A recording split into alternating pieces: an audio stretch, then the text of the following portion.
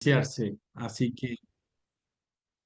Así que, bueno, la idea es que al final de la clase se abra a debate.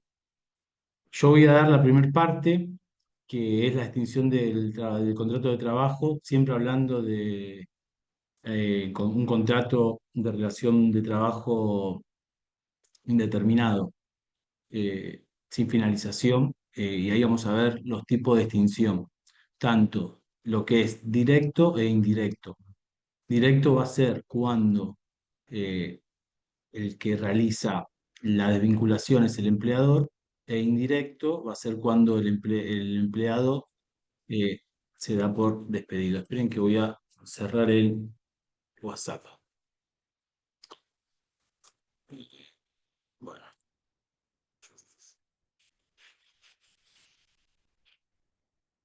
así no. Ahí está, Juli. Bueno, para comenzar, eh, el contrato de trabajo tiene una característica que es la vocación de permanencia. Ya el artículo 91 nos va a indicar que el trabajo se va a extinguir o se va a finalizar cuando el empleado tenga la condición de adquirir la jubilación.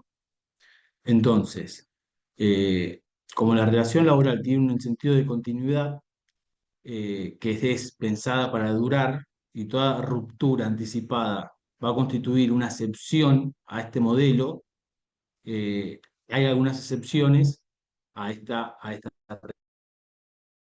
lo que está puesto, que es el despido sin causa, la renuncia del empleado, el despido por injurias, que el despido es el despido disciplinario por injuria o la desvinculación indirecta, que sería cuando se da por despedido el trabajador. La doctrina va a decir que toda ruptura del contrato es una excepción al modelo de estabilidad, que fue lo que dije recién, ¿no? Que es lo que protege la ley. Entonces, el despido sin causa es cuando el empleador, ahora vamos a entrar igual en detalle, pero el despido sin causa es cuando el empleador decide finalizar el contrato sin invocar motivo. La renuncia es la expresión de la libertad individual del trabajador.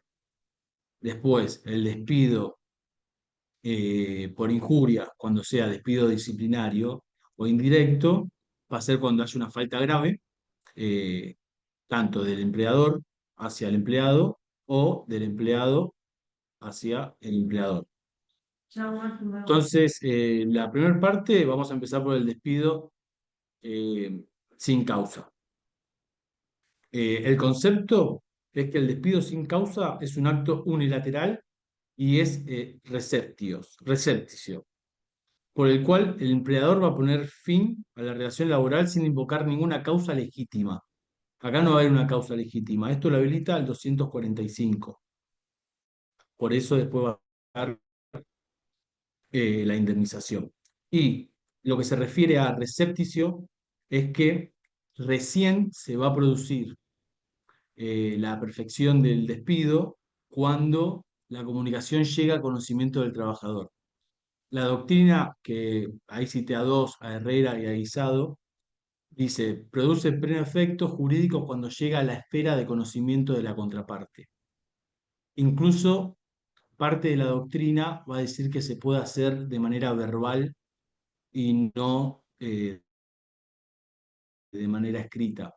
Pero lo que va a suceder acá es que se va a complicar al momento de probar el acto. Entonces, lo importante acá va a ser adoptar la palabra justa, que es, si hay una justa causa, esto ahora lo vamos a ver, es un acto legítimo. Y si no, va a generar una indemnización. Acá hay un debate doctrinario, que es el siguiente, es si despedir sin justa causa es un derecho o un incumplimiento. Y acá la doctrina e incluso la jurisprudencia se va a dividir. porque parte de la jurisprudencia y parte de la doctrina va a decir que es un despido lícito que se basa eh, en el artículo 245, que habilita el despido pagando la indemnización, el preaviso, y también eh, en la posibilidad que tiene el empleador de reorganizar su empresa. Entonces, la conclusión acá es que el despido es lícito siempre que se cumpla con el preaviso y con el pago de la indemnización legal. Obviamente que el preaviso, en el caso de que no se ejecute, lo que va a pasar es otra indemnización, que es la del 232. Eh, y después la reparación está limitada a la tarifa legal, que es el 245, que bueno, en la próxima clase van a entrar en ese detalle. Y después está el despido, y después la otra parte de la doctrina va a decir que el despido es un incumplimiento, que como el contrato de trabajo está destinado a terminar con la posibilidad, no, buenas tardes, está destinado a terminar con el artículo 91 cuando el empleado tenga las condiciones para jubilarse, lo que van a decir es que romperlo antes va a ser antis tempus, o sea, antes de su vencimiento natural. Entonces va a ser un acto antijurídico. Esta parte de la doctrina y de la jurisprudencia va a entender que, aunque esté jurídicamente regulado, va a ser antijurídico. Y que incluso la cláusula del 245 que habilita la indemnización va a ser una causa penal legal, que limita la reparación, pero que no legitima la ruptura. O sea, lo que van a plantear acá es, bueno, nosotros vamos a poner una sanción ante este hecho de incumplimiento. E incluso lo que va a decir la doctrina también es que el legislador legisla para, en el caso de que se regenere un incumplimiento, haya una sanción. Entonces, lo que hizo en realidad el legislador fue prever que en el caso de incumplimiento haya una sanción para el empleador. Después, obviamente, esto siempre y cuando no haya abuso de derecho. A uso de derecho me refiero a discriminación, a persecución, porque eso sería un despido nulo. E incluso se podría pedir una reparación plena por el Código Civil o también incluso la restitución del trabajo. Bueno, yo lo que decía antes, la forma es escrita o verbal, o sea, la incluye en la verbal, pero lo que van a decir es que va a ser muy difícil al momento de poder probarla, porque necesitas testigos y mucho más. Entonces, la más fácil va a ser la forma de telegrama. Y los efectos que debe incluir el salario, el SAC, las vacaciones, el preaviso, la integración y la indemnización. Y el certificado del artículo 80. Hay que tener en cuenta que, porque ahora cuando vayamos a la renuncia, hay algo que es la indemnización y otro que sería la liquidación final. Lo que es el SAC, vacaciones, bueno, integración no. Eso es la liquidación final. Después al final vamos a contestar preguntas. No, en caso de discriminación, si vas por el Código Civil, no, no está modificado eso. No podrían discriminarte. No, voy a un caso concreto. Eh, una mujer embarazada no la podrían echar y no pagar la indemnización que hay de 13 sueldos. Sí, se comprueba que es un acto discriminatorio. Incluso podría pedirse la restitución laboral. Así que eso no se modificó. E igual después al final de la clase lo que no se entienda o las dudas, eh, sí, sí, sí, sí, ahí estoy viendo los comentarios. Al final de la clase vamos a ver todo tipo de preguntas y dudas. También, disculpen, voy un poco rápido porque la realidad es que tengo 40 minutos para dar todo esto. Pero quédense tranquilos que cuando termine nos vamos a sentar y cualquier tipo de duda, bueno, ahí vamos a ver, ahí veo ejemplos, una chica embarazada contratada por un plan y la despidieron.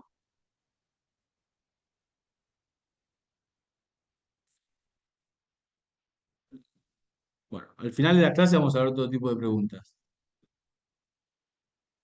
Vamos con la renuncia del trabajador. Es un acto unilateral, voluntario, receptivo y formal. Unilateral, vamos a ver que va a ser unilateral porque por una cuestión de que no se acepta negociación acá. Ahora vamos a ver que si hay un tipo de negociación, va a ser nulo esa renuncia. Voluntario, porque obviamente no puede estar viciada la voluntad del trabajador. Retepsio también porque se va a concretar cuando llegue a la esfera de información del empleador. Y formal porque el artículo 240 requiere de formalidad. Bueno, Ackerman lo pone como el mayor derecho que admite el ordenamiento laboral con respecto al trabajador y que el fundamento va a estar en el artículo 15 de la Constitución Nacional que prohíbe el trabajo forzoso y que prohíbe la esclavitud bueno, los convenios de la OIT y tratados internacionales. Hay una diferencia de decir el derecho a trabajar y también el derecho individual a no hacerlo. Entonces se va a basar en eso. Eh, Al final lo vamos a ver con la retractación de la renuncia. Buena pregunta, Elsa. Me lo voy a anotar. Forma y validez, bueno, el artículo 240 va a decir que la forma tiene que ser expresa y solemne. La mejor forma siempre va a ser un telegrama, porque no hay dudas de eso. Después también, al final del artículo, lo que va a decir la ley es que si también uno se comparece ante la autoridad y renuncia, eh, también se va a tomar la renuncia. Y que cualquier otra forma es nula.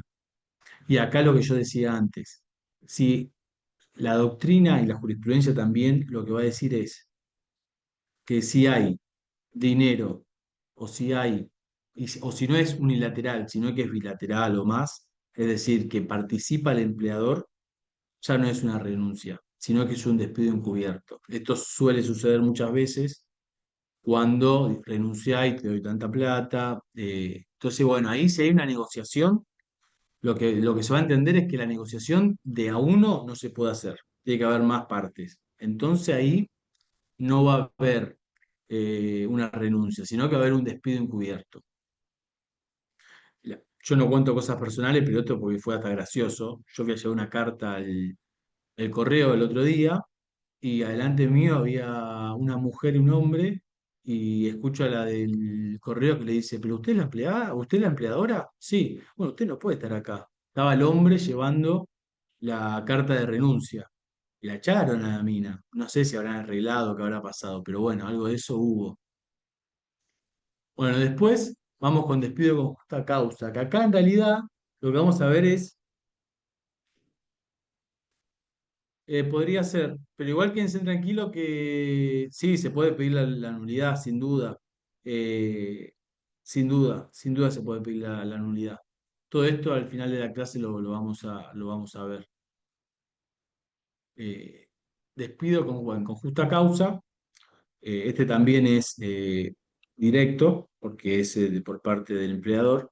Y acá lo que va a habilitar el artículo 242 es que tiene que haber una injuria grave que impida continuar la relación. Acá lo que se tiene que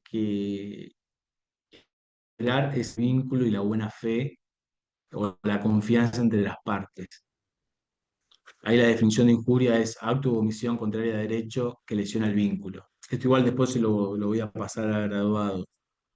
Eh, y bueno, y los elementos van a ser un acto contrario a derecho, inobservancia de deberes, la imputabilidad del hecho y la lesión del vínculo, lo que hablaba recién.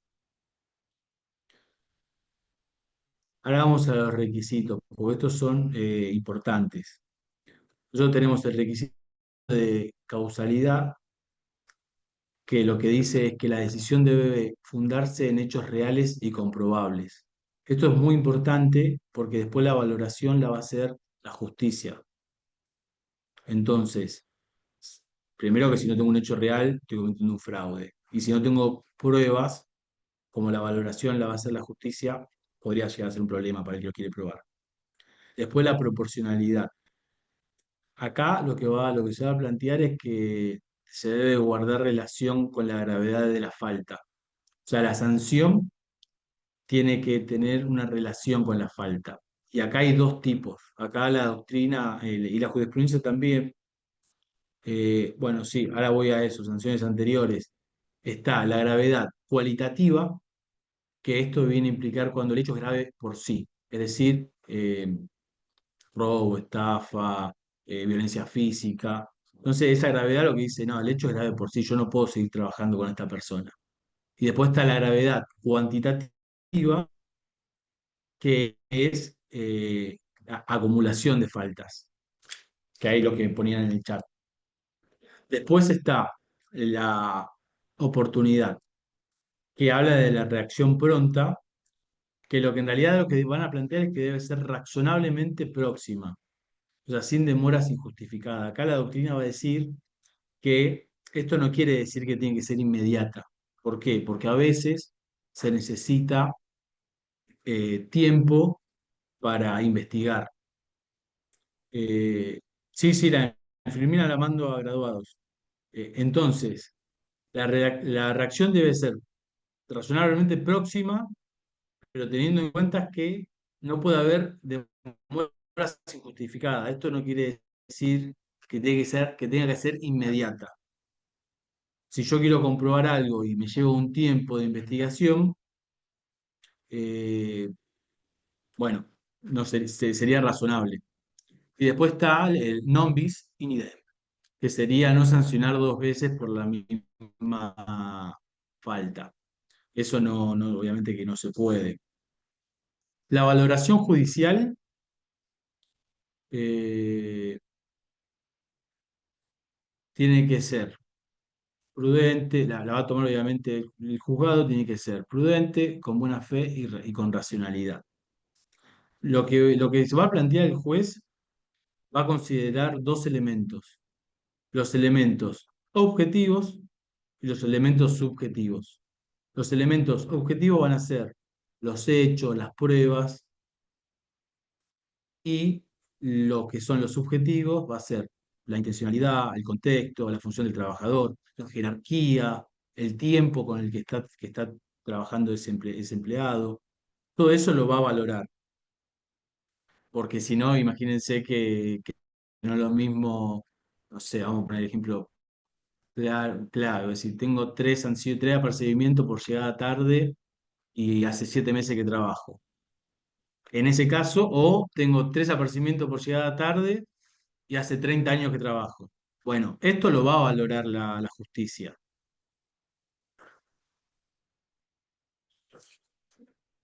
Y con respecto a lo que es el despido, bueno, vamos con el despido directo e indirecto, que es el despido disciplinario, que lo que nos va a plantear el artículo 243 es que el despido disciplinario tiene que haber una injuria grave que habilite esa falta de confianza, esa falta que se desgastó el vínculo, que ya no pueden seguir. Esto lo hace el empleador hacia el empleado. Esto también sigue siendo directo, el despido disciplinario. Y el artículo 243 va a decir que la causa tiene que ser precisa e invariable.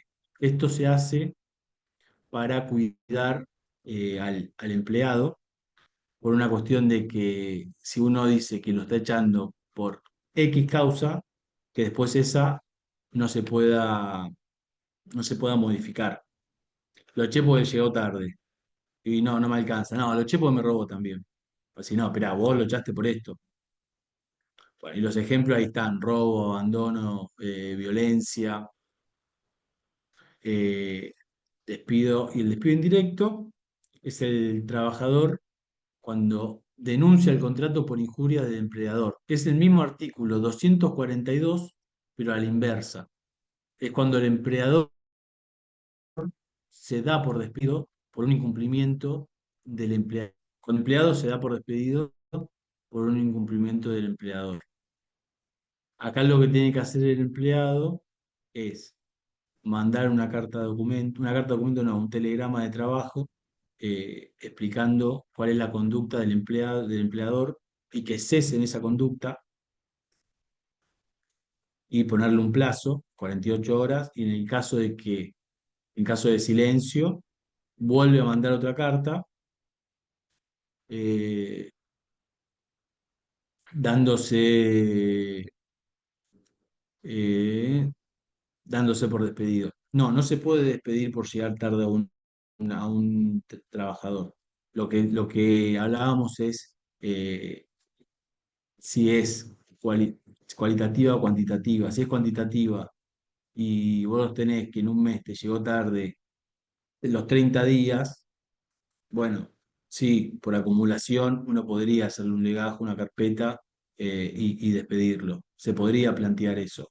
Obviamente que por llegar un día tarde no te pueden echar. O incluso si tenés 30 años de trabajo no, no te pueden echar por llegar varios días tarde. Eso es, sí. Con respecto a que me olvidé algo, con respecto a No, no, no, lo dije. Bueno, y como cierre y conclusiones, esto le quería dejar una frase de Ackerman, que es la libertad de romper el vínculo no puede ejercerse desconociendo los valores de justicia y buena fe. Yo sé que va a hablar Nico Cardoso y que después vamos a estar abiertos a las preguntas. No sé si Juli,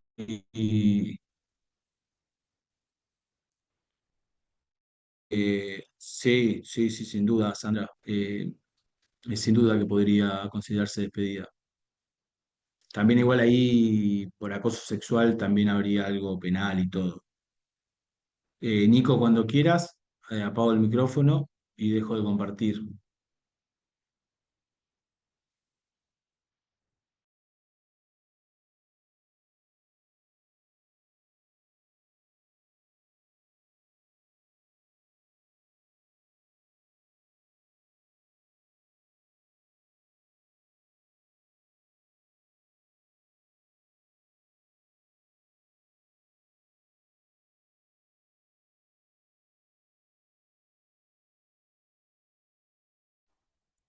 Mati, ahí estoy con vos, ¿eh?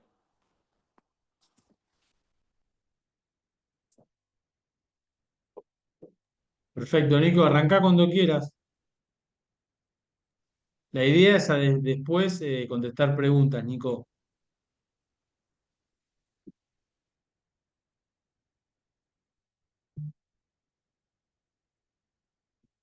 Mati, ¿cómo hacemos para dar los micrófonos al resto? Después Juli, que es la que está organizando, va a habilitarlo. Va a habilitar Porque, a porque uno, a uno. me parece más dinámico que abramos las preguntas ahora, porque y lo que yo tengo lo podemos ir viendo en la medida de las preguntas, porque es lo mismo. Bueno, como eso, como Sí, sí, quieras. A lo mí hagamos no, no, así. no. Ahí, Juli, ahí yo estoy leyendo las preguntas. Y si alguien quiere hacer una consulta ahora, abajo en reacciones pueden levantar la mano y les voy dando la palabra. Ahí, por ejemplo, está Marcelino. Ahí va a poder reactivar su audio y hacer la pregunta.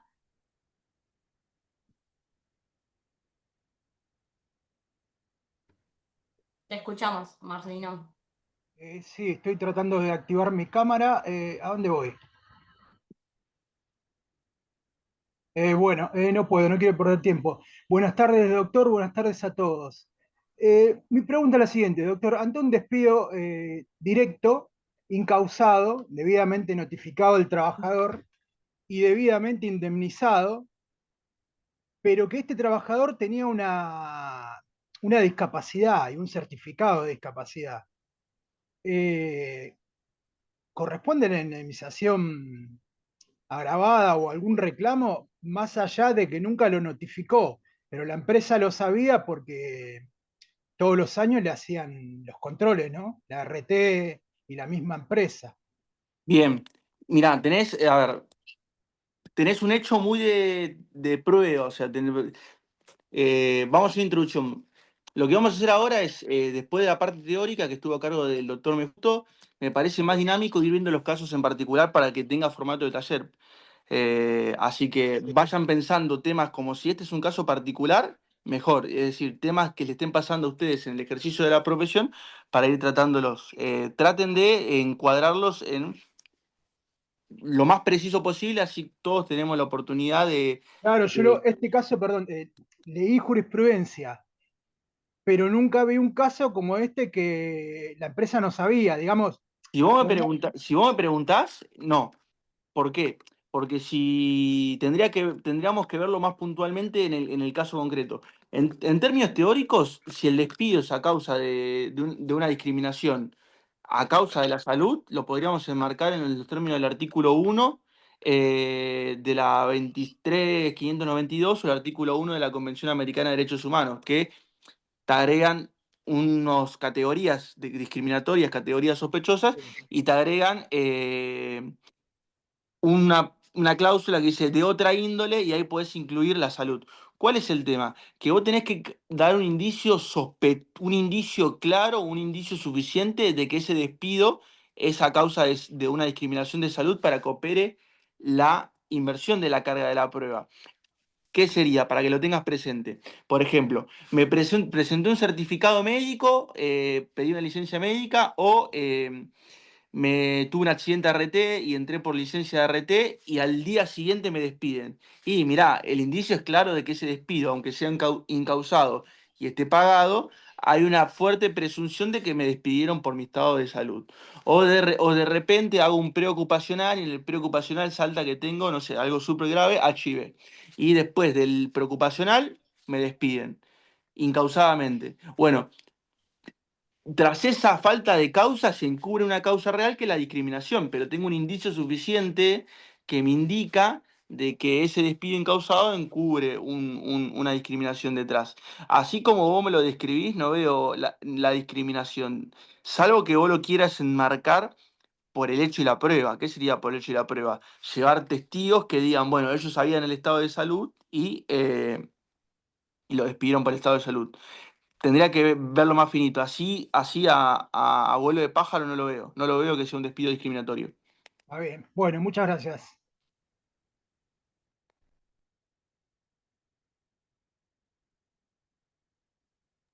El que sigue, que preguntas, vamos. Ahí vamos con la siguiente pregunta. Lo que les pido antes es que no envíen más grupos de WhatsApp en el chat, por favor, porque no podemos compartir canales por canales oficiales de la facultad, chats ajenos. Así que les voy a pedir que lo dejen de compartir, porque si no voy a tener que cerrar el chat y no se van a poder hacer más consultas por ahí. Seguimos con Antonella, que ya podés hablar.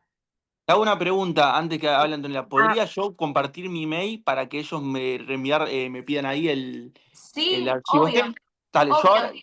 yo ya escribo mi mail y el que quiera el archivo que preparó el doctor Mejuto me lo escribe por ahí. Hola, De todas sí, formas, ¿qué tal? perdón, Antonella, ¿eh? Sí, De todas perdón. formas, Matías me lo iba a compartir el Ah, PowerPoint bueno, listo, armado. listo, Nosotros lo dale. vamos a enviar. Lo que no podemos es mandar grupos de WhatsApp ajenos a la facultad por canales oficiales. Pero no tiene nada que ver con este taller, por eso lo digo. Juli, yo te lo envié. Después avísame cualquier cosa. Joya, dale, ahí Igual te ahí quedo. compartí mi mail de la UBA, si alguno quiere después continuar una pregunta, acuerdo este tiempo.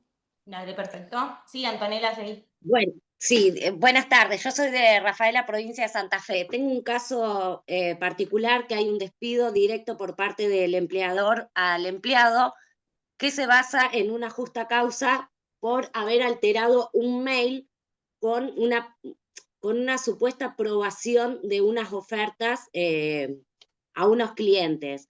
Resulta que esta promoción sí fue aprobada por el supervisor, pero cuando pasa a otra parte de la empresa, que es quien controla más específicamente, ahí se dan cuenta de que hay una diferencia en las fechas de mail.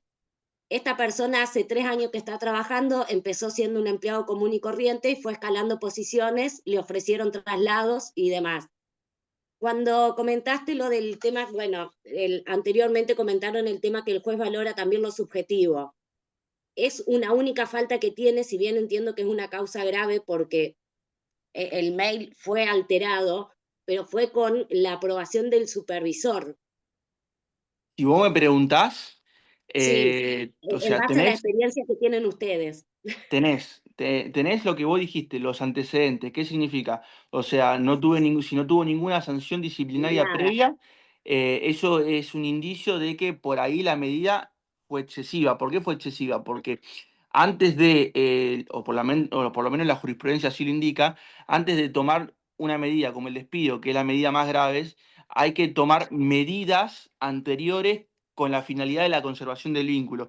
Si se puede, Sí, por ahí la palabra no es la más amena, pero si se puede rectificar un actuar del trabajador que no esté de acuerdo a las directivas del empleador por otros medios, como puede ser una sanción disciplinaria o una suspensión, hay que recurrir a medidas menos graves que un despido, que es la medida máxima. A ver, eso hay que valorar también el daño. A ver, si dicen, bueno, modificó los mails, a ver, hay que ver la intención, pero hay que ver la intención y dicen, bueno, que previo había tengo entendido que por el relato había una autorización había una previa. aprobación, exacto. No veo que haya malicia. No veo que haya Claro, es el no tema. veo, o Y sea, también, porque ahí dicen, bueno, que hay una intencionalidad, no veo que haya malicia, no lo veo. y otro tema es que fue de un momento para el otro, la llamaron en recursos humanos, la estaban esperando con los abogados del área legal, con un escribano y le hicieron un acta donde ahí le notificaron todo. O sea, en ningún momento le dieron la oportunidad de explicarse ni nada. La llamaron, la citaron y le dijeron, firmá ante el escribano, firmó. Nunca tuvo posibilidad de saber, perá, qué pasó, nunca se le informó previamente como para tener su derecho de defensa, al descargo o Está lo que bien, pero fuera. ahí me repito a lo que dice el doctor Mejuto. O sea, más allá de que él haya formulado un descargo, el despido no lo podría haber parado. Si la empresa tiene voluntad instintiva, te despiden, chao, no hay otra cosa. Ujú. Lo que uno después en la defensa la hace posterior extinto el vínculo. ¿Se entiende? Sí, sí, Una vez que queda roto el vínculo, lo que te queda a vos es rechazar esa causa de despido y aportar las pruebas pertinentes, principalmente la testimonial. Ahí lo vas a resolver por la testimonial. Podrías pensar en una prueba informática, pero si cuando vos me decís modificó el mail, no creo que sea una cuestión informática, creo que es una cuestión de redacción del mail. Entonces la pericia informática no va a decir que el mail está adulterado en términos logarítmicos o en términos de informático. Entonces tenés ahí una sí, cuestión de... entonces lo más importante es que hacer foco o sea, en el trabajador, en lo buen trabajador que era. No, bueno, y que la injuria fue grave, porque por ahí, si después el juez valora de que la injuria no ameritaba una sanción menor que al despido, va a quedar. Además, una cosa, esto ténganlo muy presente todos los que hagan laboral partactora. Va a corresponder a la parte demandada acreditar que todo lo que dijo, la Claro, y el modificación. perjuicio que le ocasionó y demás, porque de última es una promoción que ya fue aprobada y no le generaba un daño importante a a la compañía, a la empresa, porque vos me comprás 10 bultos y yo te bonifico 2 packs, por ejemplo. Así es la promoción esta. agravizarlo. No creo que, si vos me preguntás rápidamente, no veo que sea una injuria suficiente como para romper el vínculo laboral. A lo sumo una sanción disciplinaria. ¿Por qué puede ser una sanción disciplinaria? Porque por ahí el trabajador se adelantó en una oferta que querían publicar, no sé, 2 semanas después. Entonces, en una estrategia de marketing, por ahí y en el marco de una Claro, es estrategia una empresarial. oferta. Era en septiembre y lo de septiembre se tenía que mandar hasta el 3 de octubre, por ejemplo, y se mandó el 5 con fecha de 2 de octubre. Así fue. No veo la malicia, no veo que sea alguna injuria suficiente, eso iba para sanción disciplinaria.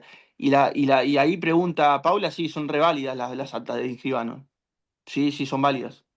Pero lo que hoy te notifican es el despido y la causa. Exacto. Después vos impugnarás, no significa que vos estés consintiendo. Por más que a vos el trabajador lo hayan dicho, bueno, firmá esto, acá está el escribano, no significa que esté consintiendo la causa. Después uno tendrá el plazo genérico, que es de 2 años, para rechazar esa causa de despido y presentar las pruebas pertinentes en la Sí, sí, justicia del se le trabajo. mandó telegrama enseguida, todo. No, no, sí, sí. Bien, vamos con otra pregunta. Muchas gracias.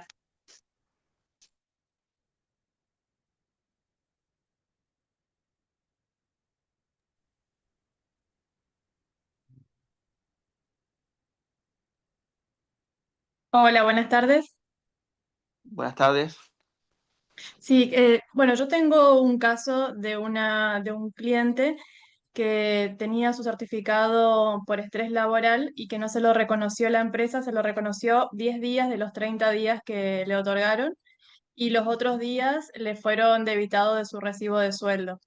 El certificado fue notificado por telegrama laboral y después el segundo certificado también, y también fue debitado en su totalidad el recibo de sueldo. Ahora él se reintegra nuevamente ante el alta.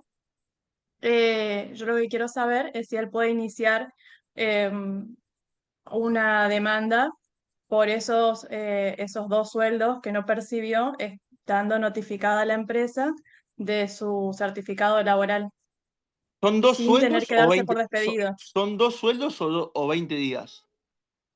Eh, Porque cambia. son 20 días en un certificado y 30 días en otro certificado. Ok, son casi 2 sueldos, está bien. Porque cambia si eran 20 días o 2 sueldos.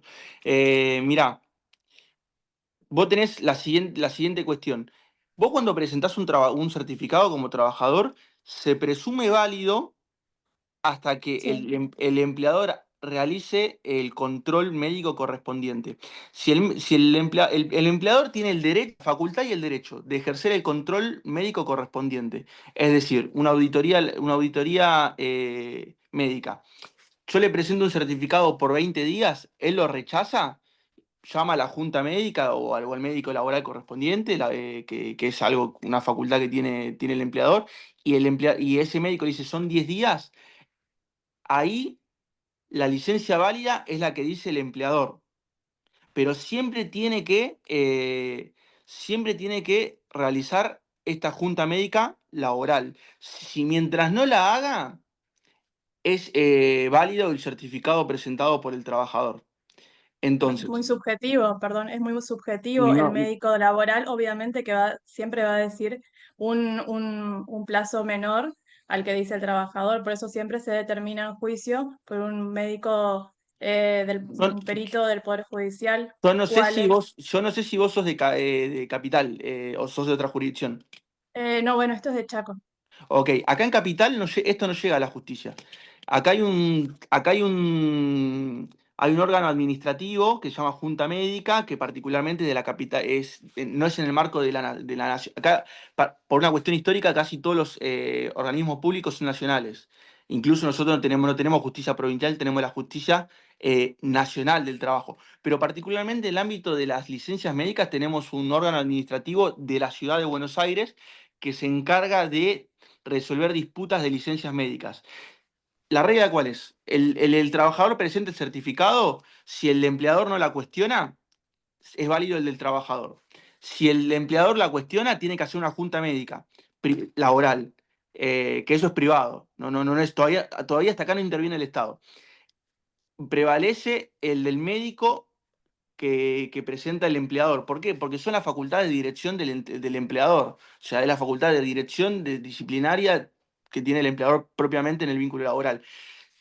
Frente a ese certificado médico, si el trabajador lo cuestionara, lo va a la Junta Médica, órgano administrativo. Ese órgano administrativo, ante la controversia del certificado médico presentado por el trabajador y el certificado médico presentado por el empleador, resuelve. Por lo menos el Claro, en procedimiento. este caso, sí, en este caso en Chaco no hay lo que hay acá en Capital, y ante la impugnación, pues nosotros impugnamos que el alta que le dio el trabajador con su médico, el médico de la patronal, y de ahí tendremos que ir a juicio únicamente, porque no hay otra instancia.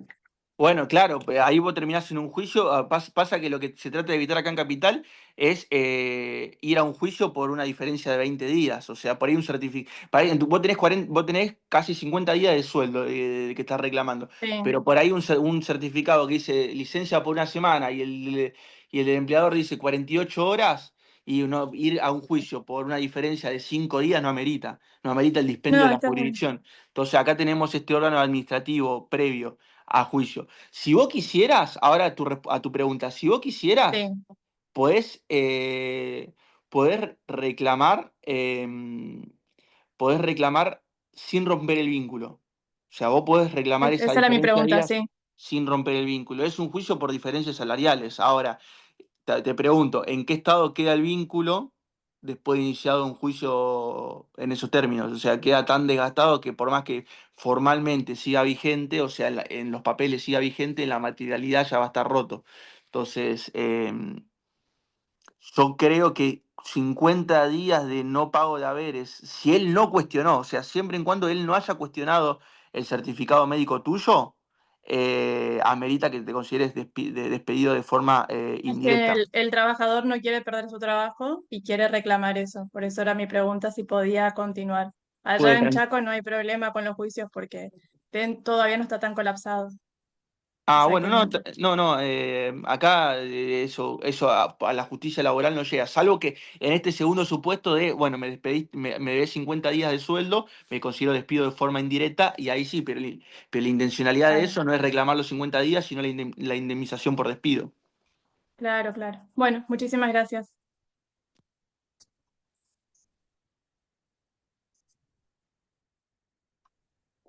Hola, ¿qué tal? Buenas tardes. Bueno, Matías.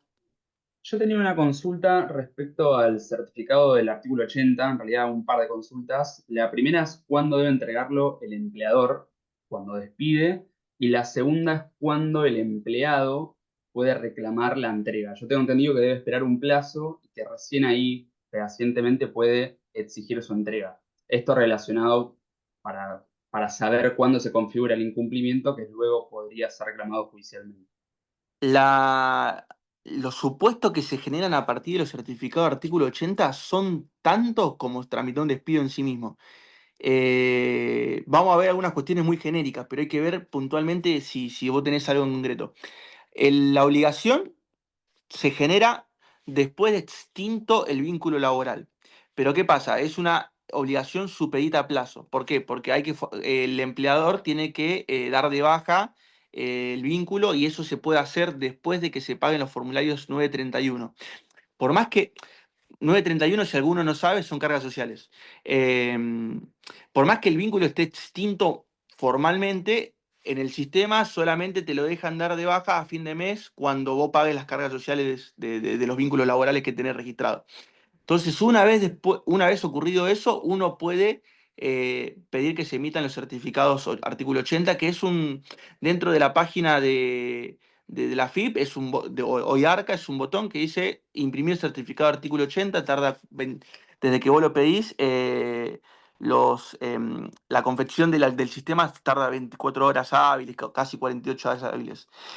¿Qué plazo tenés o sea, teniendo en cuenta todo esto, qué plazo tenés?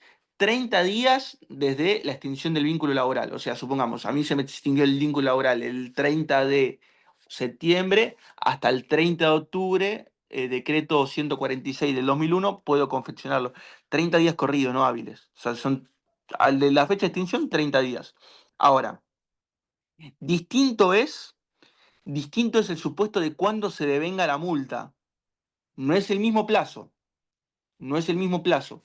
La multa se devenga después de intimado el trabajador. Perdón, después de que el trabajador intimó. Supongamos, soy empleador, tengo 30 días, no hice los certificados, pero el trabajador todavía no me intimó, no estoy en mora respecto a la multa. Entonces, cuando se hace operativa la multa, ahí tenés un montón de supuestos. ¿Qué pasa si el trabajador intima antes del plazo? ¿Qué pasa si el trabajador intima después del plazo? Dos grandes posturas. Postura 1. La intimación antes de vencido el plazo de 30 días es improcedente. O sea, una postura te dice que como el empleador todavía está en plazo, la intimación es prematura. Que el trabajador debería intimar después de vencido el plazo de 30 días. Esa es una postura. Otra postura. eh, la intimación es válida, pero empieza a correr después de vencido los 30 días. O sea que en realidad el empleador tiene un plazo de 32 días. Los 30 días corridos más dos días hábiles. A todos estos supuestos que son infinitos, porque ¿qué pasa si los dan, qué pasa si los pone a disposición pero nunca los confeccionó? El tema de la firma, o sea, porque tienen que estar, no solamente tienen que hacerlo, sino tienen que estar certificados por autoridad bancaria. ¿Qué pasa si los confeccionó pero los certificó después? ¿Qué pasa si los puso a disposición en SECLO? ¿Qué pasa si los puso a disposición por carta documento pero materialmente no estaban realizados? O sea, es tanta lo supuesto que podríamos estar horas y horas hablando. Ahora, a todo este mar de preguntas se suma una muy grande. Todo este régimen está derogado. Si vos me preguntás ahora, tendrías que acreditar el daño de por qué la falta de certificados genera una indemnización a tu favor. No lo veo. Yo no lo veo. ¿Por qué? Porque esto antes, o sea, la existencia de los certificados hacían, particularmente de los certificados, no estoy hablando de la 24013, ni la 25323, ni el reparo en pago tardío. O sea, esos hay un daño evidente. Hay un daño evidente que la justicia está yendo por reparación integral. Es decir, estar en negro es un daño. El pago tardío de un pago de indemnización es un daño en sí mismo. Estar deficientemente registrado es un daño en sí mismo. Ahora, respecto a la falta de entrega de certificados, todavía no hay una postura tan clara. ¿Por qué? Porque esta es información que uno va al ANSES y la consulta. La finalidad antes era de, bueno, si uno tuvo tanto tiempo trabajando, bueno, después si el empleador se olvidaba de registrar determinadas cuestiones en el ANSES, uno va con esos certificados y acredita el vínculo y los años de aporte. Hoy en día la digitalización hizo que el sistema esté tan articulado que automáticamente el pago de aportes impacta. Por eso dice, muy bien lo que dice Sandra, no está derogada la obligación, pero vos deberías acreditar el daño. O sea, yo no veo acá que esto sea un daño cierto como sí ocurre en el respecto de la 24013 y la 25323, ahí hay daño cierto. Acá hay una obligación que en caso de incumplimiento y ustedes quisieran recuperar o generar alguna indemnización en su favor, deberían acreditar el daño. A ver qué dice Flavia, que estábamos conversando.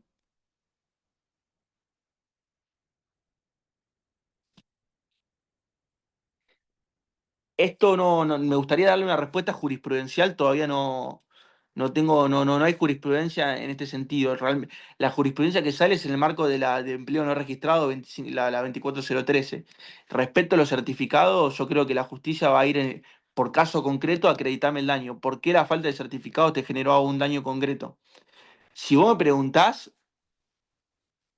¿dónde puede haber un daño concreto? Creo yo, pero esto es muy de hecho y prueba, en las recomendaciones laborales. O sea, uno pone en su CV uno pone en su CV, trabajé, no sé, para, no sé, algún estudio grande.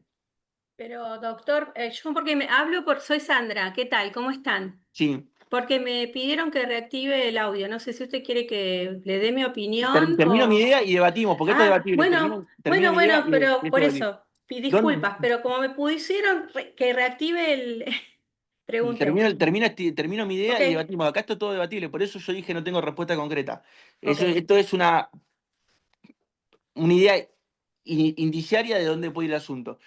Dónde puede estar el daño concreto estamos hablando solamente de los certificados, no estamos hablando de el resto de indemnizaciones derogadas, que hay un daño cierto, público y notorio que están yendo por reparación integral.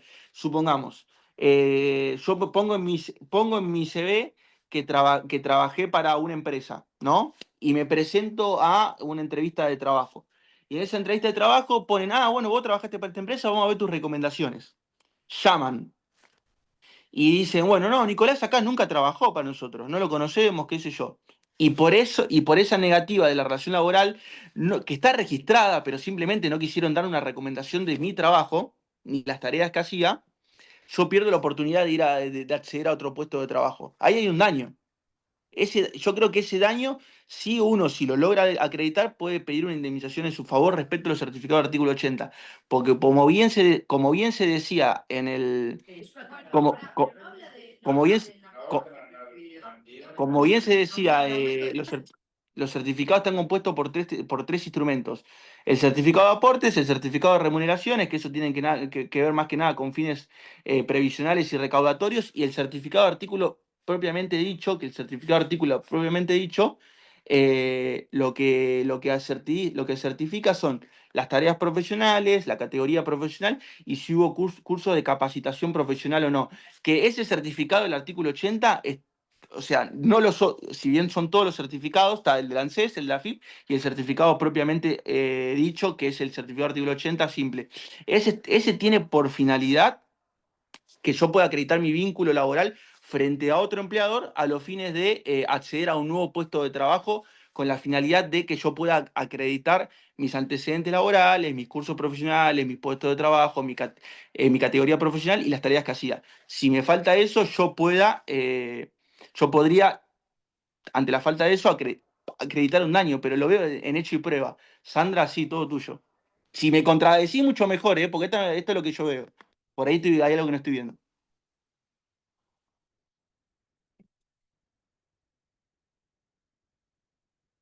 Sandra.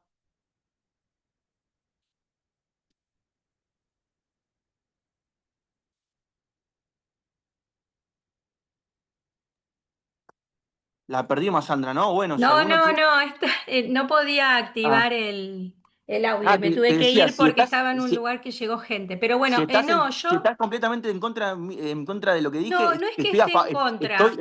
bienvenido sea para el debate. No, no es cuestión de contra, yo creo que es cuestión de todos poder saltear este momento tan complicado que creo que muchos colegas que están aquí en el grupo estarán de acuerdo conmigo, cuando tenemos que armar las demandas y empezamos a ver fallos de Córdoba, después está el fallo de Vera, que es el juzgado, le digo ya a la gente si lo quiere buscar el fallo Vera, que es del 77, donde los jueces comenzaron a otorgar la reparación integral, que obviamente la tenemos que pedir, porque si no la ¿Por pedimos, certificar artículo 80?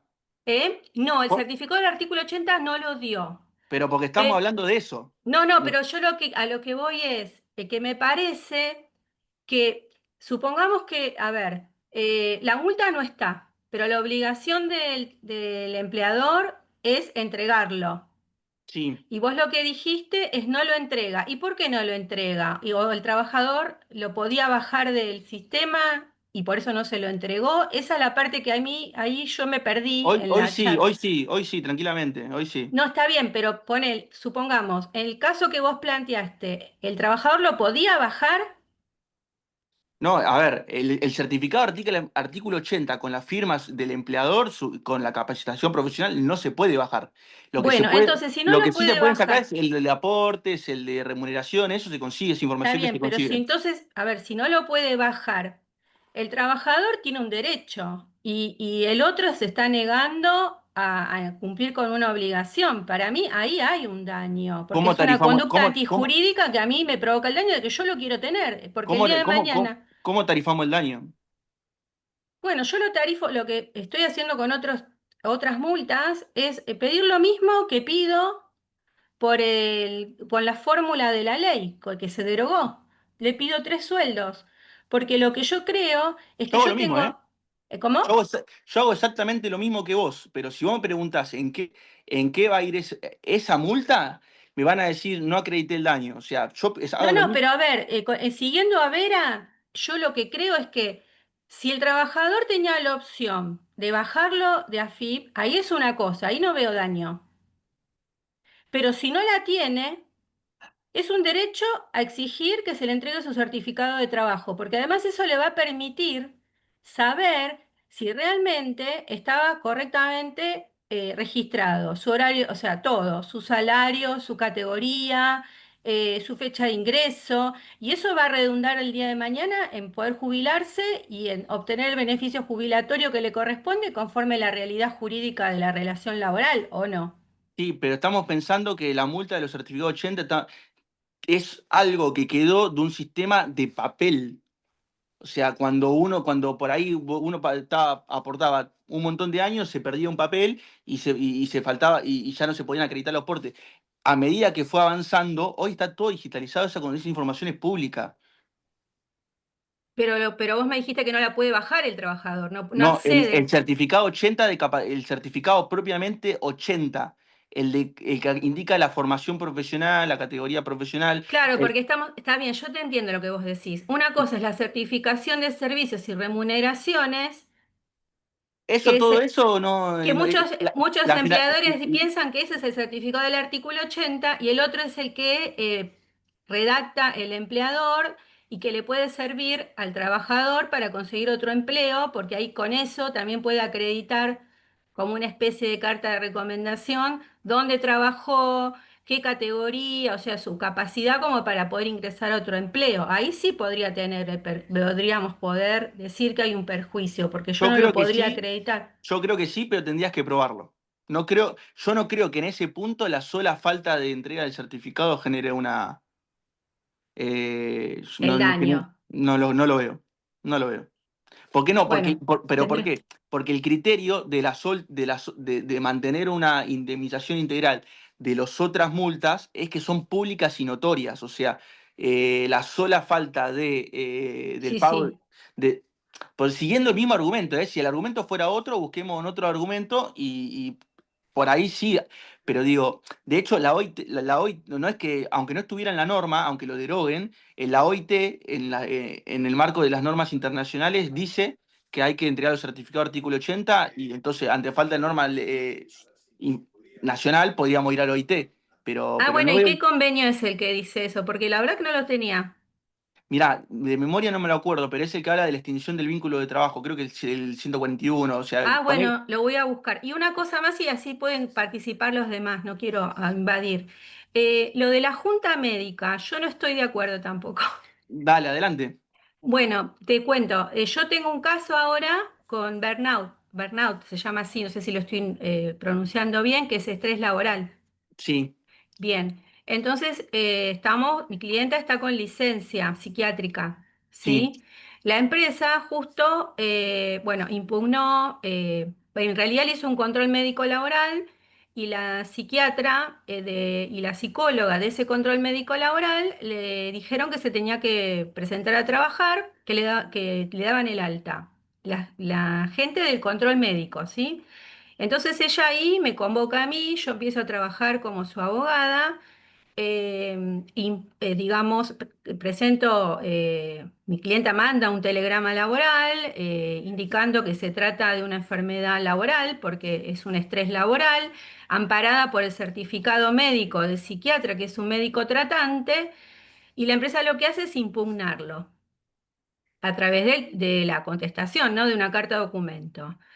Bueno, lo impugnan Pero, o sea, a raíz de, bueno, unas denuncias que yo ahora no vienen al caso para no ser tan largo, que hicimos de por qué ella había adquirido esa enfermedad, el estrés laboral, los motivos eran las condiciones laborales de unos superiores jerárquicos que abusaban, digamos, de su poder sobre los empleados y les hacían trabajar más horas que las que corresponden y demás. Dice que, bueno, que lo va a aceptar, que acepta, que no están de acuerdo, pero que aceptan y va a continuar la licencia y que van a armar un sumario administrativo en la empresa. En el medio, la citan de la Junta Médica Laboral que mencionaste, que es del gobierno de la ciudad. Claro, Porque todavía, digamos, no, o sea, no, nunca se había instrumentado eso. Lo hizo el gobierno de la ciudad, pero la realidad es que el Ministerio de Trabajo de Nación no tiene Junta Médica Laboral.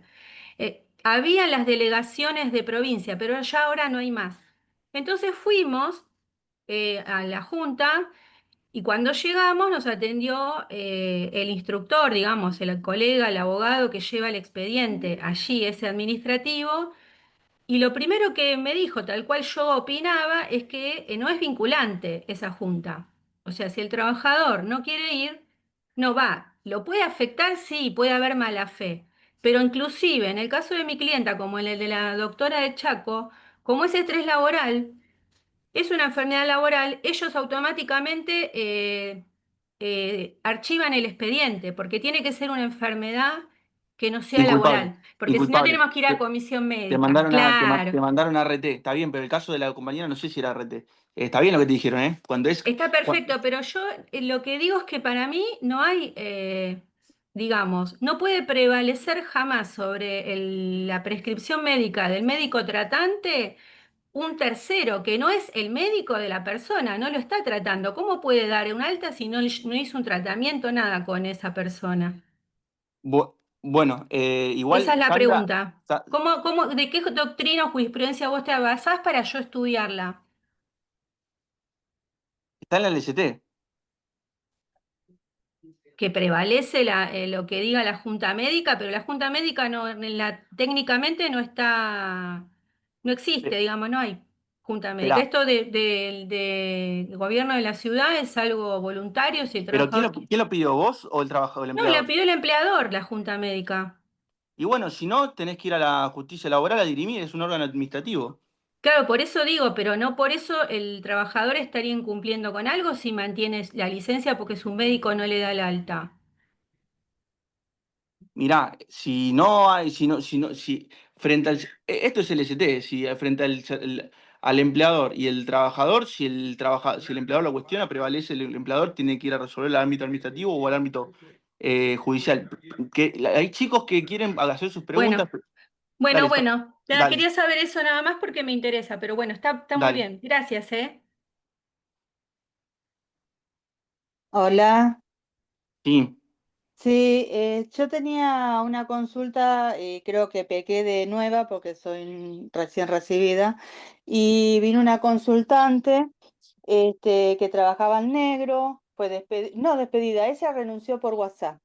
La situación que la llevó a renunciar era que la habían sancionado por un problema, una pelea con una compañera, y debido a esa sanción lo tuvieron un año trabajando, pagándole la mitad de sueldo, que era mucho tiempo, ¿no?, de sanción. Y después le hacían situaciones como para que ella renunciara al trabajo, obviamente, no le daban ventas. Y ella terminó renunciando por WhatsApp. Entonces yo ya le dije que uno cuando está en negro tiene que renunciar antes de renunciar. Pero ahora me generó la duda lo que dijo el profe anterior, que la forma de validez de la renuncia, según el artículo 240 de la ley, es mediante telegrama o la comparecencia ante la autoridad. Y entonces mi duda es, ¿tiene validez la renuncia de ella por WhatsApp? no, es por Ah, escrito. Es por escrito. ah, De hecho, es más, nunca te lo invocarían porque está reconociendo el vínculo laboral. O sea, claro. la parte demandada, bueno, ante tu reclamo, ante tu demanda, la respuesta nunca va a ser, no, vos renunciaste. ¿Por qué? Porque Ajá. ese vos renunciaste implica reconocer el vínculo laboral y todas las consecuencias indemnizatorias que vienen atrás de eso. Así que no te Y preocupes. esto fue hace 6 meses, o sea que igual está en plazo de poder hacer el reclamo. plazo genérico de prescripción de 2 años, ¿no? Avanzá que no. Sí, por eso me tenía la duda, Y porque otra cosa, no se puede, multa de sanciones disciplinarias de 1 año, no, máximo 90 días en 1 año. bien, bien. Máximo 90 Este, días en 1 año, 30 días corrido, no, o sea, esa sanción ya de por sí es, no tiene, no tiene forma jurídica, vos la podrías cuestionar. Muy bien. Y la otra consulta también breve es que estoy trabajando en la posibilidad de que un cliente que tiene discapacidad laboral, porque carga y descarga y tiene problemas de rodilla, tobillo, mano, de todo, ¿no? Está por la RT. Y tiene los años de aporte, los 18, más de 18 años de aporte, y entonces estamos pensando hacer la jubilación anticipada por invalidez laboral. Resulta que viendo en el historial, en el Adelante una cosa, acta, eso es previsional, nosotros hacemos laboral. Tendrías que, claro, yo te estaba relacionando con el laboral. Bueno, entonces está ahí mi consulta, gracias. dale, traten de hacer una sola pregunta si todos por lo menos tienen la oportunidad de... Sí, Nicolás, disculpa que te interrumpa, porque me están llegando bastantes preguntas por privado y como yo no la puedo responder, te la hago a vos, así podés respondérsela a ellos. Me preguntan si la clase va a ser solo de consultas de acá que termine o si va a seguir la exposición. Si quieren seguimos la exposición, pero me parecía por ahí más dinámico, como ustedes quieran. Bueno, si quieren, termi- Ok, dale, listo, bueno, seguimos con la dale, exposición. genial. No hay problema. A ver, tenemos ahí Matías había encuadrado lo que es la forma extintiva del vínculo, o sea, que tenemos un despido o una renuncia. O otras formas, pero vamos propiamente al despido, que ahí lo podemos encauzar en despido directo o despido indirecto. Si nosotros quisiéramos encuadrar eso en términos de intercambio telegráfico, porque toda esa teoría se baja a un intercambio telegráfico, que, que no es, o sea, nosotros cuando intervenimos en la relación laboral, normalmente encontramos que si bien formalmente se encuentra vigente el vínculo, o sea, formalmente no hay ni un despido, ni una renuncia, ni nada por el estilo, sí encontramos que materialmente el vínculo ya se encuentra roto, o sea, un empleador que no quiere que un trabajador continúe prestando tareas o un trabajador que no quiere continuar prestando tareas dentro de un vínculo laboral. Entonces, nuestro trabajo como profesionales de la abogacía en el marco del derecho del trabajo es operar como si fuera una autopsia, o sea, cómo nosotros tenemos que proceder a través del intercambio telegráfico para que esa ruptura del vínculo sea de la mejor manera que haga los derechos de nuestro representado, es decir, si vamos a representar una empresa, que el despido sea realizado de forma correcta, y si vamos a representar a un trabajador, que ese despido indirecto que busca una consecuencia indemnizatoria sea también de forma correcta. ¿Cómo se arranca? Vamos, la forma más fácil de verlo es del lado del trabajador, pero amén a eso vamos a hacer alguna observación respecto al empleador. Amén a eso, si nosotros tuviéramos que encauzar un intercambio telegráfico en el marco de un despido indirecto, lo primero de todo es la intimación previa. O sea, nosotros tenemos que realizar una intimación previa que tiene 3 elementos. Tiene tiene la descripción de la conducta, es decir, cuál es la situación fáctica que se está denunciando. Tiene la intimación, es decir, el apercibimiento que realiza el trabajador al empleador, y tiene un plazo.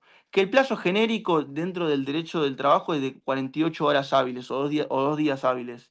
¿Podría ser mayor? Sí, este es el mínimo. Cuando hablamos de artículo 57 nos dice que eh, la intimación realizada por el trabajador al empleador en reclamo de algunos derechos no puede ser menor a 2 días, y que en caso de silencio a esa intimación se presume en contra del empleador. Una vez tenemos nuestra intimación, el empleador tiene la carga de responderla, no tiene la obligación. ¿Qué significa esto? que el empleador podría guardar silencio, como bien establece el artículo 57. ¿Qué dice el artículo 57? Lo que veníamos diciendo recién, el silencio del empleador que se presume en contra del mismo empleador. Esto nos genera el relevo de la prueba, es decir, el empleador no contestó, se presume a mi favor, no tengo que probar nada, no, todo lo contrario. Simplemente nos genera una presunción de que la injuria invocada en nuestra primera misiva, que es decir, bueno, la situación fáctica denunciada, la intimación realizada y el plazo realizado, fueron realizados de forma correcta.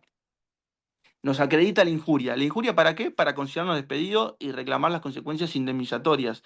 Todo lo que yo dije, es decir, supongamos, negativa de tareas, horas extras impagas, trabajo no registrado, lo que fuera, todo eso posteriormente tiene que ser probado en juicio. No nos exime de la prueba el silencio del empleador. Uno por ahí podría pensar, bueno, ya no contestó la carta de documento, tengo medio juicio ganado. La verdad es que no.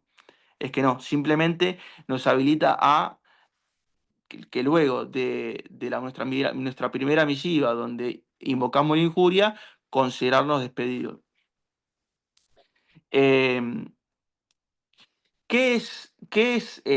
¿Cómo tiene que ser el telegrama donde nosotros nos consideramos despedidos? Claramente, en la primera intimación tiene que haber un principio de congruencia. ¿Cuál es el principio de congruencia? Si yo me considero despedido por falta de horas extra, es lo que venía diciendo del doctor Mejuto. Si yo me considero despedido por falta de horas extra, cuando me considere haga nuestra demanda, no puedo variar la causa. Es decir, yo me considero despedido por esto. Eso no quita que yo pueda, y como se hace normalmente en un intercambio telegráfico, invocar injurias múltiples. O sea, me considero despedido en una primera instancia, intimo por horas extra, falta de pago de aporte, falta de deficiente registración de la categoría laboral, pago en negro, lo que fuera. Hago una batería de intimaciones y ante el rechazo, la negativa, ante el silencio del empleador, me considero despedido. Después, comprobar alguna de estas injurias, siempre que sea suficiente, o sea, comprobar alguna de estas injurias siempre que sea suficiente, yo con eso ya puedo considerarme despedido de forma válida.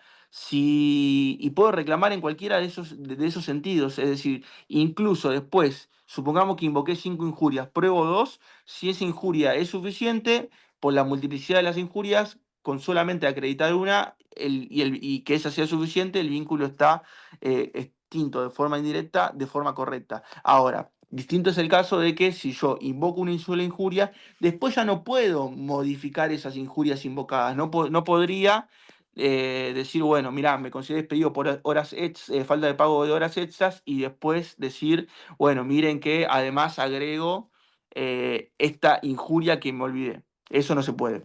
Entonces, cuando realizamos nuestro intercambio telegráfico, tengamos presente, muy, muy presente, por lo menos en la primera misiva, que no nos falte nada, poner toda la carne sobre el asador.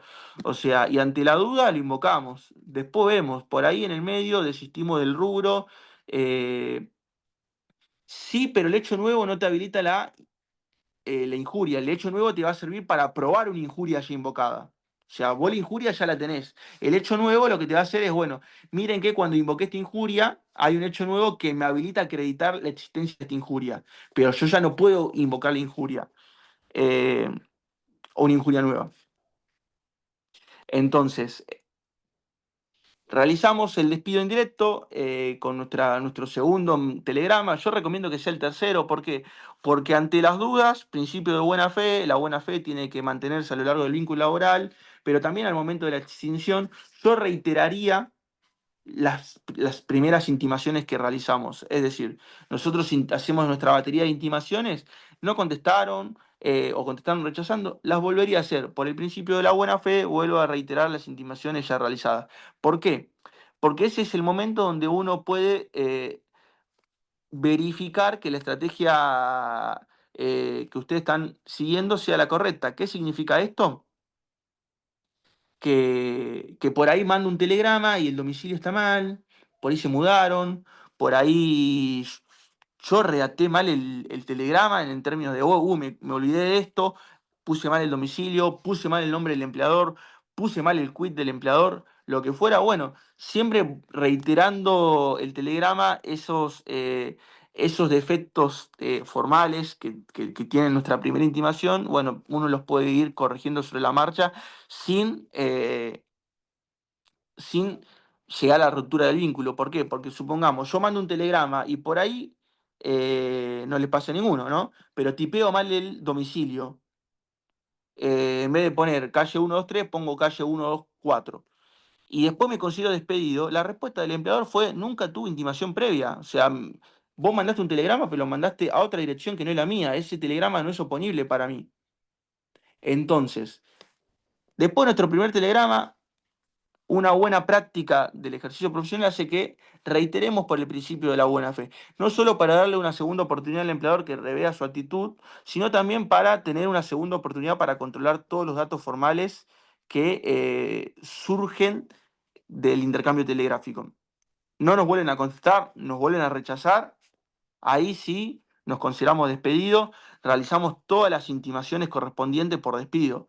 245, preaviso, integración, SAC según rubros salariales, es decir, vacaciones, aguinaldo, algún bono, algún adicional. Se suele invocar hoy en día, hay una discusión muy grande, no lo. No es ánimo de esta conversación saldar la discusión, pero bueno, sí, dentro de esa misiva de despido indirecto, nosotros deberíamos incorporar o denunciar que vamos a plantear las inconstitucionalidades de la ley de base. Una buena práctica, yo lo haría. Algunos te van a decir que el momento procesal oportuno para realizar un planteo de inconstitucionalidad es la demanda. Cualquiera de las dos posturas es válida. Cualquiera de las dos posturas es válida. Una vez que tenemos nuestra misiva de despido indirecto, ¿qué también podemos hacer en el marco del principio de buena fe? Volver a reiterarla, pero volver a reiterarla porque por todo lo que hablamos ahora, hay rubros en el marco del sistema derogado, pero bueno, que si uno quisiera plantear, la inconstitucionalidad de todo sistema, tendría que plantear en términos del sistema derogado, hay rubros que no se devengan una vez extinto el vínculo. ¿Qué significa esto? Que uno tiene que esperar un plazo hasta que uno puede intimar el reclamo de esos rubros. ¿Cuáles son? Entre algunos que me vengan rápidamente a la cabeza, artículo 80, habíamos dicho que hay que esperar 30 días desde la extinción del vínculo. Artículo 2 de la 25.323, es decir, pago en la demora de las indemnizaciones, hay que esperar 4 días hábiles. Y falta de, o mejor dicho, la retención indebida de aportes, artículo 132 bis, que también habla de un plazo más grande que de 48 horas, sino que de 30 días. Entonces tenemos una batería ahí de intimaciones que no las podemos hacer, contemporáneamente a el despido indirecto. Entonces, en términos prácticos, ¿cómo se sortea este problema o esta cuestión?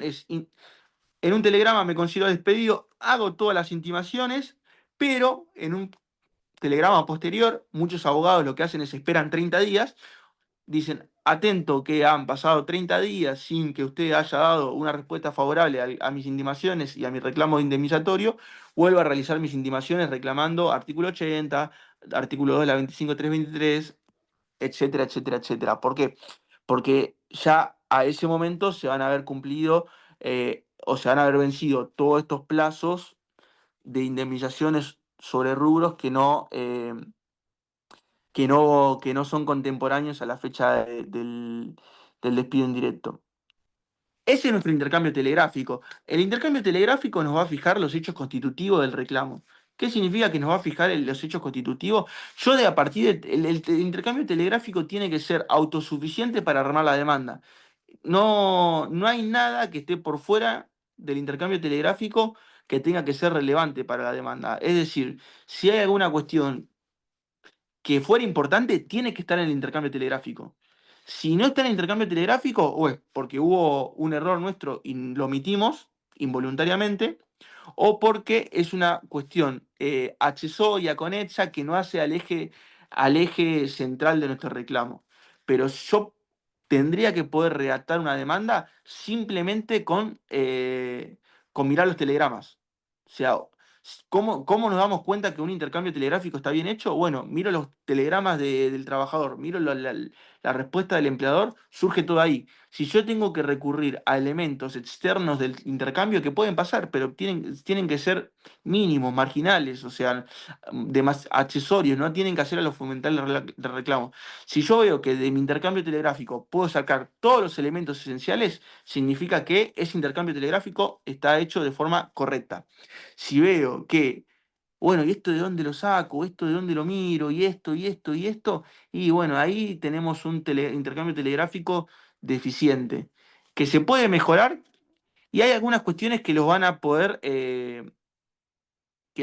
salvar dentro de la demanda. Es decir, no denuncié la categoría profesional del trabajador en el intercambio telegráfico. Y bueno, la puedo salvar y lo puedo denunciar en la demanda. No es tan grave. Pero bueno, por ahí convenga que ya lo deje sentado dentro del mismo intercambio telegráfico. Salvo que esté en duda, digo, bueno, lo pienso después y después lo pongo a investigar. Pero si uno cuando inicia un intercambio telegráfico tiene que, por lo menos los datos centrales del vínculo, tenerlo claro. Es decir, tengo que tener claro qué categoría profesional y qué convenio colectivo profesional estoy reclamando. ¿Por qué? Porque si no sé qué convenio colectivo estoy reclamando, ¿cómo sé que no me estoy comiendo un adicional en el intercambio telegráfico? Entonces, ¿por qué voy a patear para después algo que debería haberlo en su momento oportuno, que es cuando inicio el reclamo? Si yo digo, bueno, no sé qué categoría profesional, bueno, pero si lo omito, por ahí lo puedo agregar en la demanda. Pero cuando lo incorporo en la demanda me dice cuenta, mirá, miro el convenio colectivo y hay un adicional, no sé, por presentismo, un adicional por puntualidad, un adicional lo que fuera, pero me lo comí en el intercambio telegráfico. Entonces, una buena práctica nos indica que eso tendría que ser un dato que lo tendríamos que incluir ahí. Cuestiones importantes del intercambio telegráfico respecto a lo que venimos viendo. Que me considere despedido hace que, mejor dicho, lo planteamos al revés, que me considere despedido, ¿cierra todas las discusiones? No. No. Cierra las discusiones indemnizatorias por despido. Supongamos, mi empleador, negativas de tarea, ¿no? Negativas de tarea. De mi empleador me dice, no te voy a dar trabajo, quédate sentado ahí, una injuria grave, la denuncia, me considero despedido. Después, en la charla con el trabajador, surge que, bueno, mirá que mi empleador tampoco me pagaba las horas extras. Bueno, como eso no hace a la causa del despido, sino que es un rubro salarial, yo puedo, independientemente de que ya la cuestión sobre cómo queda trabada la causa del despido quede fija, yo puedo sumar eso al reclamo. Es decir, cuando se habla de invariabilidad de causa, es de invariabilidad de causa del despido. Todos los rubros salariales, si no los hubiera reclamado de forma previa, los puedo reclamar de forma posterior. O sea, mando un telegrama más intimando, bueno, pague ese adicional, pague horas extra, pague diferencia de categoría, pues son rubros salariales. Los puedo reclamar de todas maneras. Lo que no voy a poder hacer es invocarlo como causa de injuria. ¿Se ve la diferencia? Es decir, yo no voy a poder decir me consideré despedido porque no me pagaron un adicional. No, porque vos te consideraste despedido porque no te por negativa de tareas. Esa es tu injuria para considerarte despedido. Esto también es importante por lo siguiente. Este criterio que establecimos, esta diferencia entre rubros salariales y rubros indemnizatorios, nos permiten hacer reclamos por otra forma de extinción del vínculo. Por ejemplo, una renuncia. Supongamos nuestro trabajador renunció. ¿A qué renunció? ¿Renunció a todos los tipos de reclamos habidos y por haber en el marco de la ley de contrato de trabajo? No. Solamente renunció a los rubros indemnizatorios por despido. Es decir, yo pese a que nuestro trabajador hubiera renunciado, puedo reclamar horas extras, diferencia de categorías, salarios no abonados, podría reclamar en el marco del sistema derogado, ¿no? Certificado artículo 80, falta de ingreso de aportes por retención indebida, mala registración, no, porque tanto la 20, o sea, esto, esto en el marco, esto en el marco de la tanto de la 2403 y la 25323, la renuncia te impedía reclamar indemnizaciones por deficiente registración o falta de registración. ¿Por qué? Porque lo que se multiplicaba era los rubros por despidos. Y si vos renunciaste, no hay rubros por despido. Entonces, todo número multiplicado por 0 daba 0. Entonces, aunque el sistema esté derogado, y hay que ver cómo lo interpretan en el sistema actual, pero en el sistema anterior, aunque esté derogado, como no había indemnización por despido porque renunció, tampoco podemos duplicarlo, es decir, aplicar las multas de la 2403 y la 25323, porque no se puede duplicar un rubro que no fue devengado.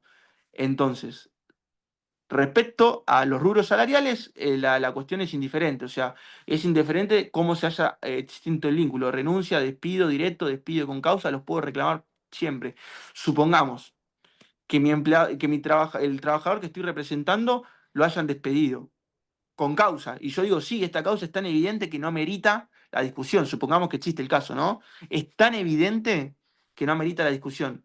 Eso no quita de que yo pueda reclamar incluso en ese caso, que es un despido con causa y que el trabajador no lo va a cuestionar, eh, diferencias salariales, horas extras, algún adicional. ¿Por qué? Pues son rubros indemnizatorios y los rubros indemnizatorios eh, son irrenunciables. Los rubros indemnizatorios son irrenunciables. Respecto a la renuncia, o sea, nosotros lo que estamos viendo es cómo opera el intercambio telegráfico respecto a la forma de extinción del vínculo. Respecto a la renuncia. Cuando hablamos de renuncia, estamos hablando de una renuncia por escrito, es una renuncia que tiene que ser voluntaria, libre de vicios.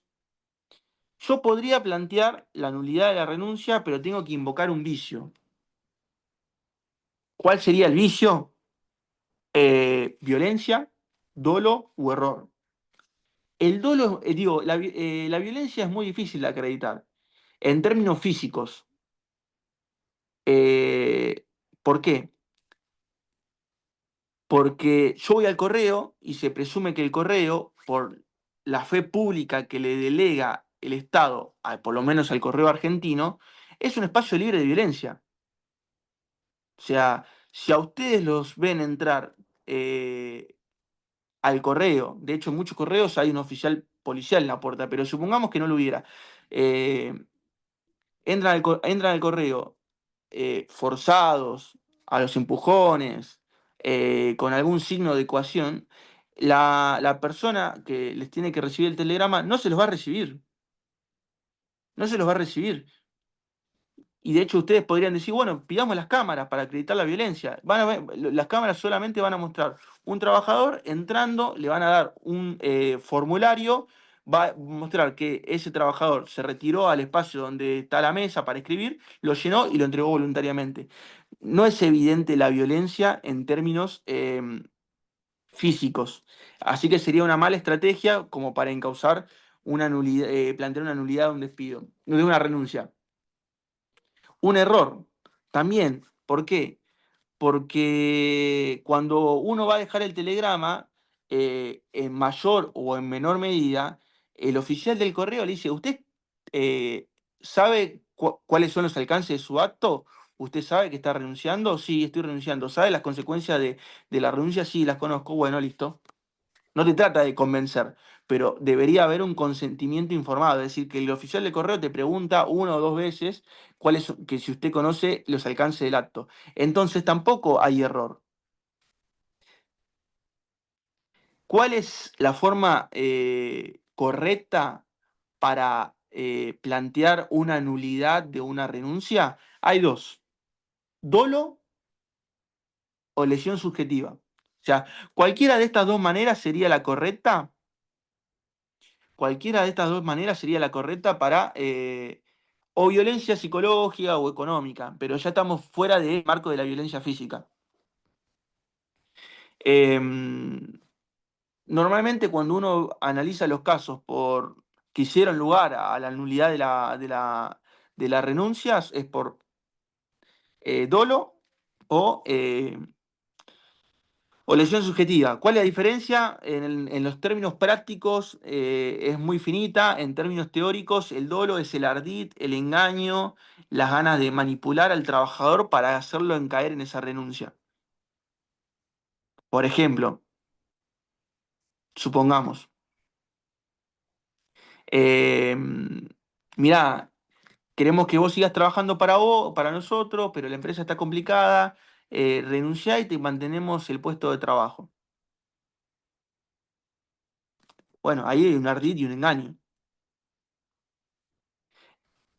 Eso se ve mucho, que ustedes dirían, bueno, esto que parece tan antiguo, ¿de dónde se ve? Las empresas prestadoras de servicios eventuales operan de esta manera. La empresa de servicios eventuales es una empresa que lo que hace es coloca trabajadores en otras empresas. Entonces, supongamos, yo entro a trabajar para la empresa de servicios eventuales. Esa empresa de servicios eventuales me manda a trabajar a otra empresa. Cuando termina mi ocupación en esa empresa usuaria, se llama, cuando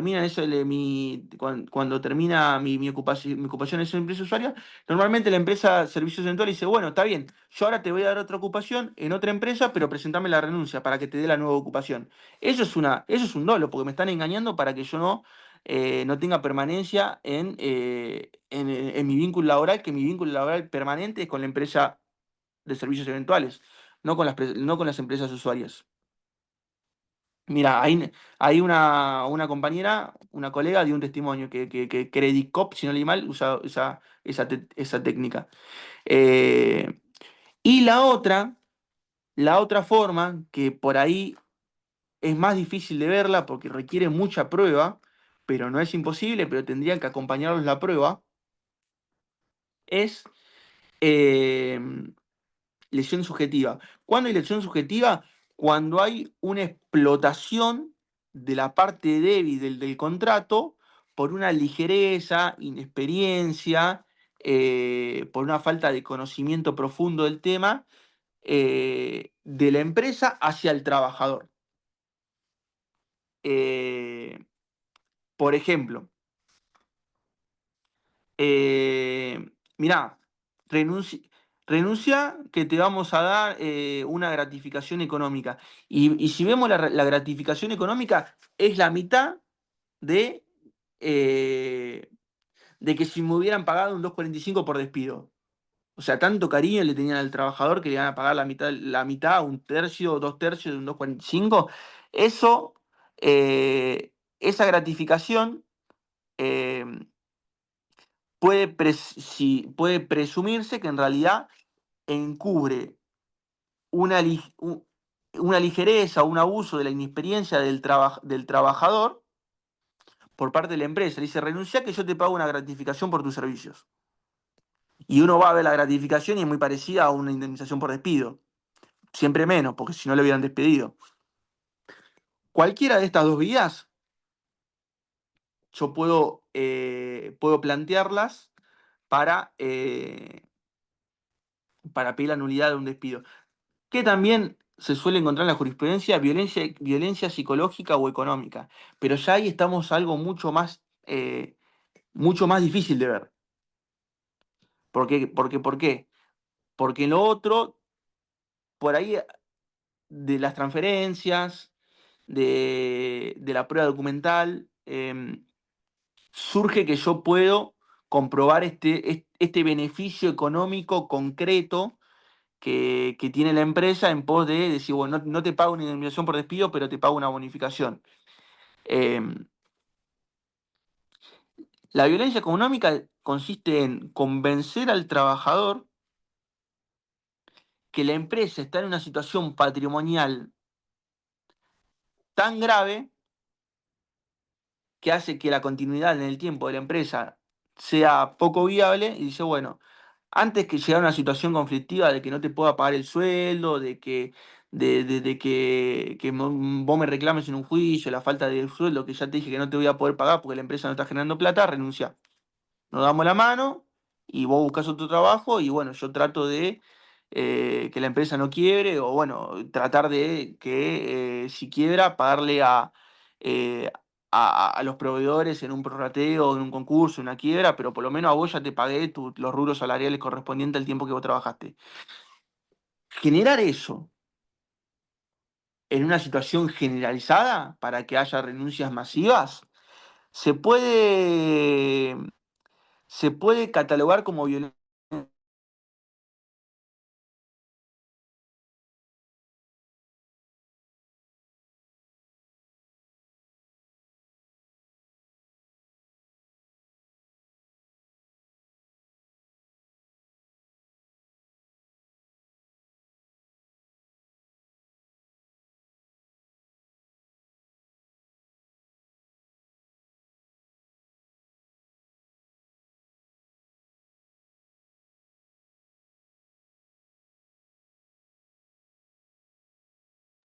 Parece que se le cortó el docente, así que vamos a esperar que se vuelva a unir, ¿sí?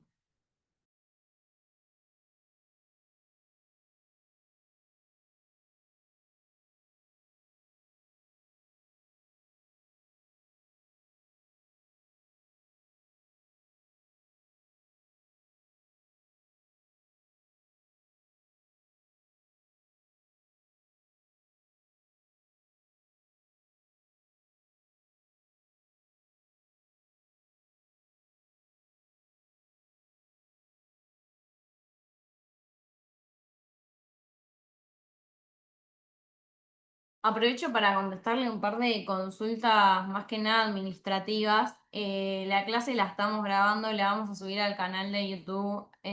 Si podemos, mañana ya va a estar subida. Después necesitamos que tengan su nombre puesto, no nos tienen que mandar la asistencia, solo chequen tener bien el nombre en Zoom, así cuando la descargamos está correcto para confeccionar el certificado.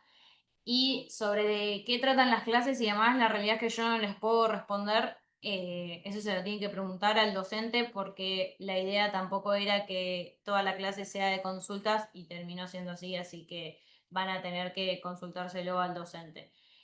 El material se lo vamos a pasar cuando termine la clase. Todavía no terminó la clase, así que cuando lo mande el docente y lo tengamos, les va a llegar al mail. Les pido que Si tienen alguna consulta más, la respondo.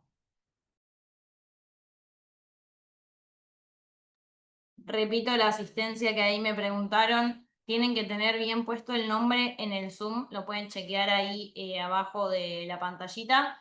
Eso solo porque nosotros descargamos la asistencia directamente de la plataforma y ahí tenemos todos los que están. Nada más chequeen que esté bien puesto el nombre.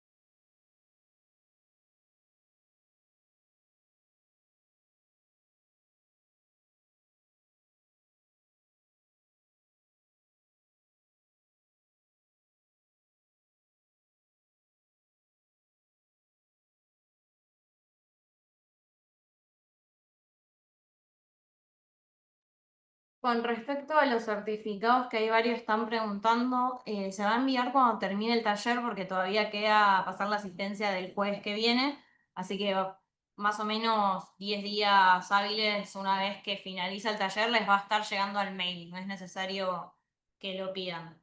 Yo ya le envié mensaje al docente, en cuanto me responda les estaré avisando, pero por ahora no volvió a aparecer.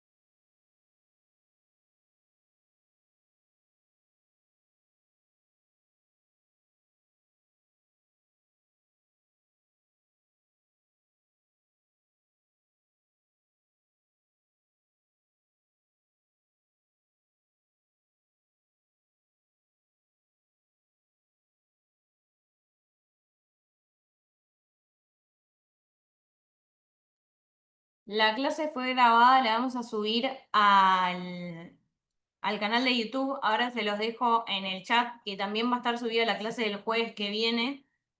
Así que se los dejo acá para que cuando esté subida puedan verla. Ya ahí lo tienen por el chat.